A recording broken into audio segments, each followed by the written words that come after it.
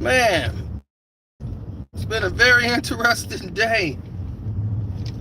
Very interesting day. This reception at this wedding is crazy. But let's talk about, yeah, the after party is going on tonight. So everybody's kind of like getting ready and gonna go kick it tonight. The bridesmaids are some freaks. Jesus Christ, it's just like wedding crashes. I'm like, man, I'm about to get in trouble. I don't know them like this. And I was like, my boy, man, I was like, I don't want to mess his day up. This shouldn't be about me. I don't want them to read no report of me banging three of the doggone bridesmaids. So, man, what are they teaching these children today? I get this today sent to me. I couldn't believe it. This is one of the children's books that they're teaching, and these kids are not even 10. Daddy doesn't live here anymore.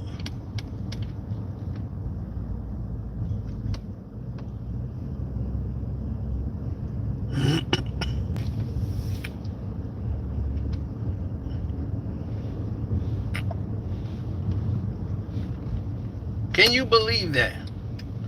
Daddy doesn't live here anymore. And then they got a picture. I wish y'all could see the picture. They got a picture of dad with his bags waving. Mom and dad is waving, and the son is just sitting there looking sad as hell. And they waving at dad. Dad got a suitcase and he out the house. A book about divorce.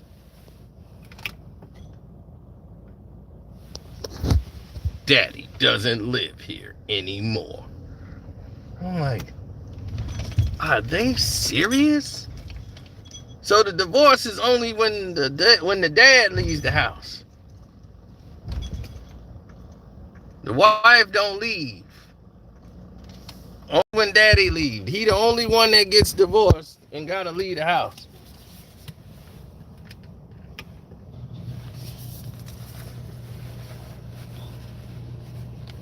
It's teaching them to cope with divorce.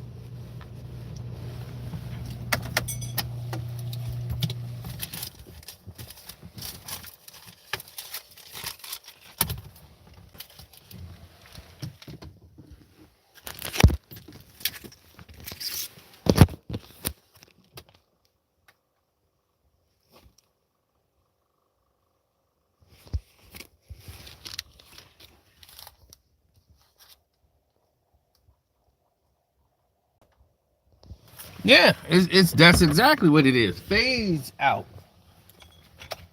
Exactly what you just said. Those words. Phase out. The strong black man. Strong brother man. But man, period. They want to phase you out. Take you out of the equation. Now, why would they want to do that? Why would they want Why would they want to phase you out that bad?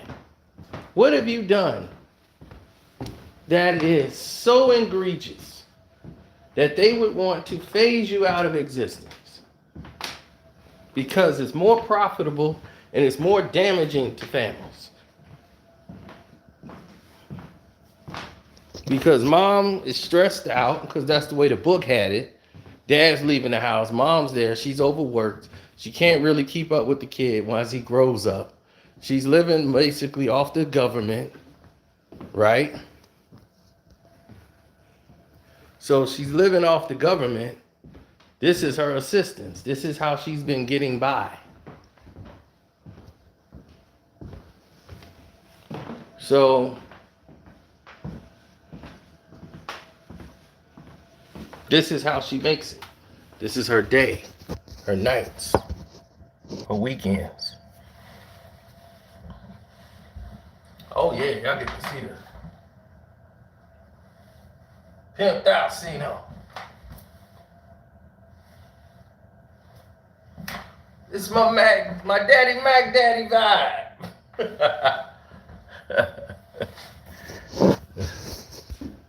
Yeah. I gotta no, I'm changing all this.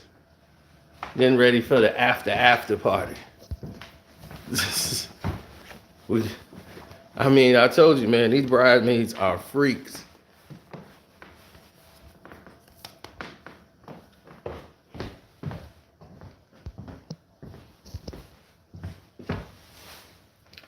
Yeah, the wedding was a success, man. Beautiful wedding. My friend is happy, man.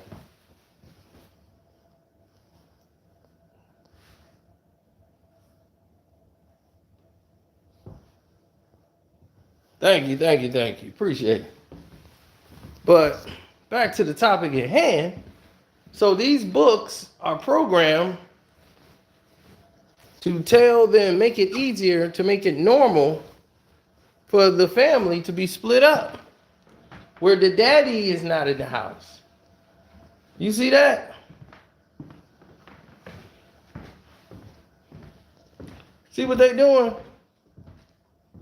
They're teaching us at young ages that this is the norm we need to be going towards. They're teaching us right now what's normal. And what's normal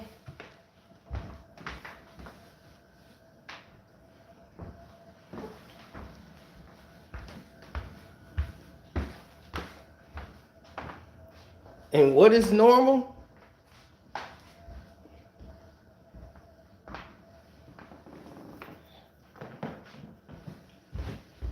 is everyone's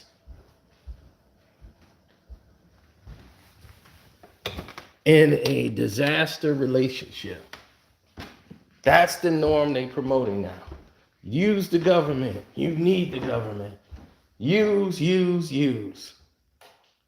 That's what they want.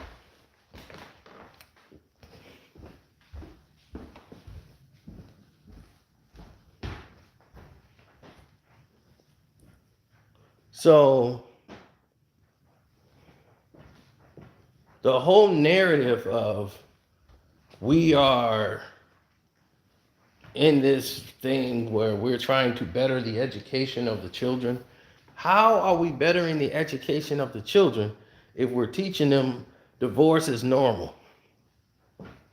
Let them, sometimes you have to let kids be kids.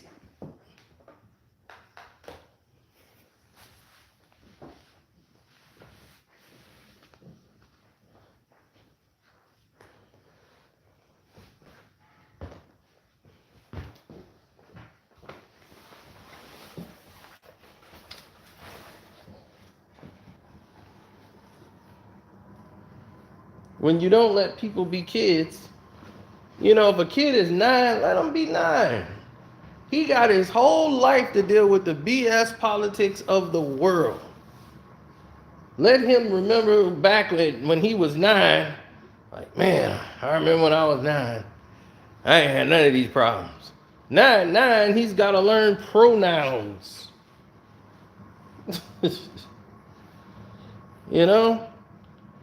Kind of don't make sense. Do it.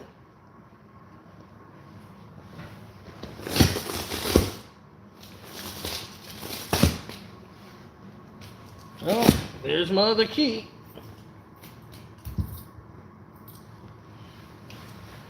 It's amazing when you find when you lift up the couch.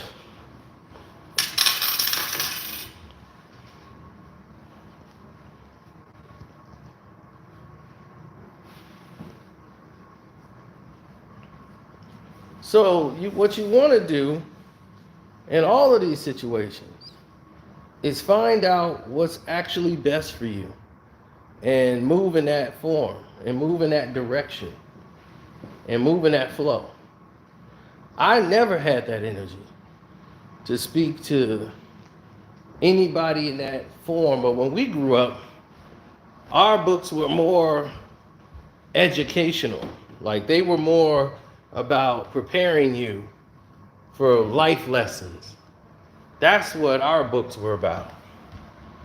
when we had Super Mummy Gummy, Super Mummy Yummy, or whatever. And our Super Mummy Yummy, she taught us everything about the respecting of life. It was about a nun who was end up being a football coach, and how not to involve God in things that don't matter or involve God, like sports. You like, we won the game because God was on our side. It's like, shut up. God's on everybody's side. He don't have a team. But you don't know these things until you actually have someone around you to try to teach you these things as a child rather.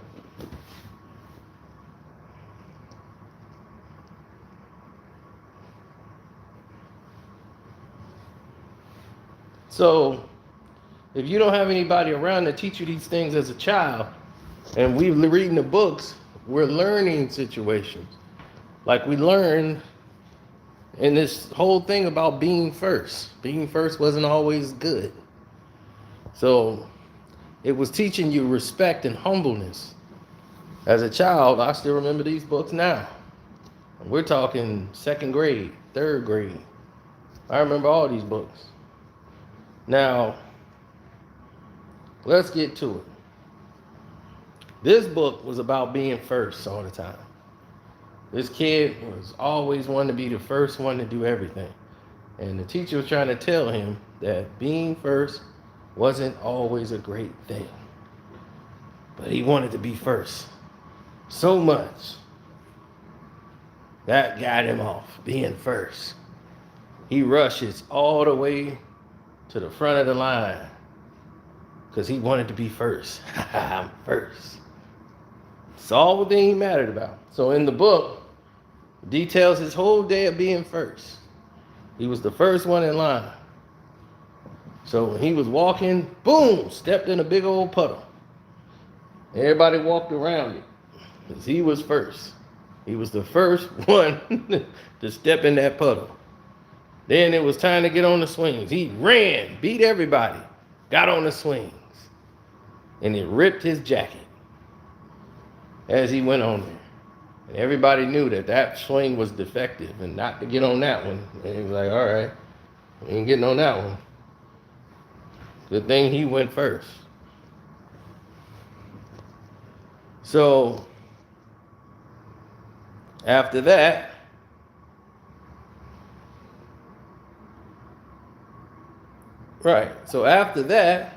the person went to a birthday party. He wanted to get there super early because he wanted to be first. So he shows up there super early to be first. And he's like, man, you the first one here. He was, yes. He's like, all right, well, you can help us finish setting up since you here this early. So now, all the ice cream and cake he was going to eat at the party, after he set up and everything, he was so tired, he didn't even really enjoy the ice cream and cake. Like everybody else who showed up right at the time of the party, it was just kicking off when they got there. They was like, hey, thanks. Party, party, party. So being first wasn't always what it was cracked up to be.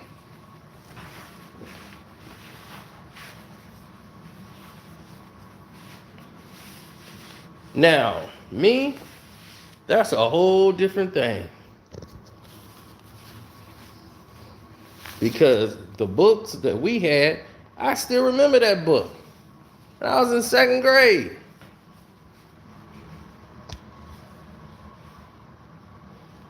These books they got now, and what they teaching the kids now, it's so off the walls, I couldn't believe it.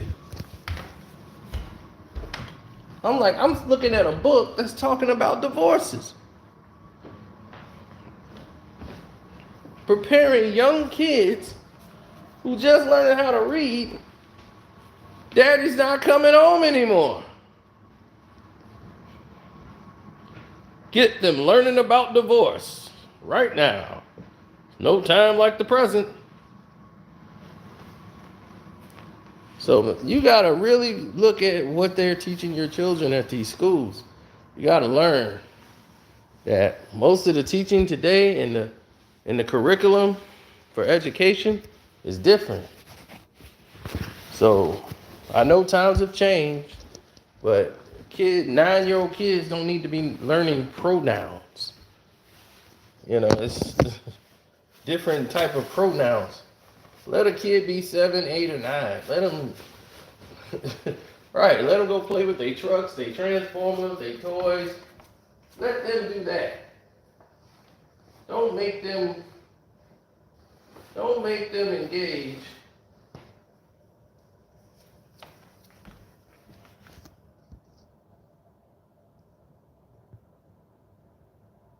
No, well, thank you. Don't make them engage in something that's counterproductive. You know, it's not beneficial to anything that they're doing. Because then it really just don't make sense at that point. It's like, what are you doing it for?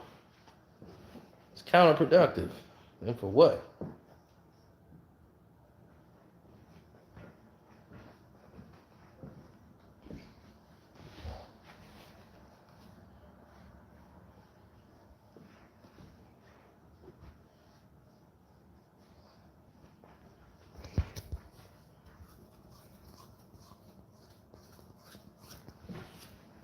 I mean, you gotta let kids be kids. They got their whole life to abide by these rules society make, right? No matter how crazy they are. So the thing is now that you know that,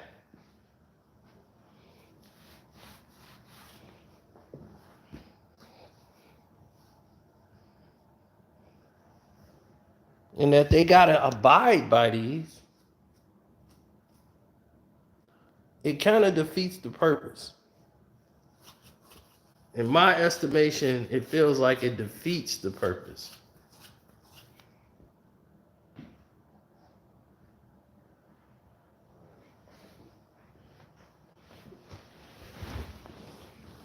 More than help, it feels like it defeats the purpose.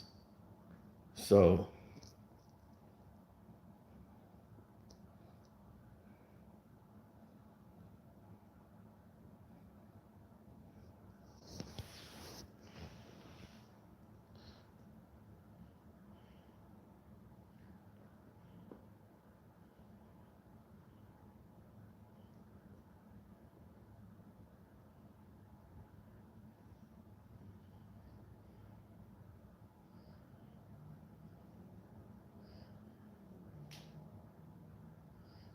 mm-hmm. So I have no inkling as to what everybody else is finna do. But I gotta get dressed because we finna go hang out with the doggone bridesmaids. So I need to get changed and get back to the after party. Yeah, it was a crazy wedding. So much fun. Most of these people I probably won't see for a long time, or probably like never again. Like these bridesmaids. So I'm trying not to get in trouble and get crazy, but yeah, it's pretty interesting. So let me go and do what I do. Let me get changed and get up out of here. I just came to get out that suit. Oh, thank you, Julie. I appreciate that. Julie Graham, a real one. But anyway, I'm out.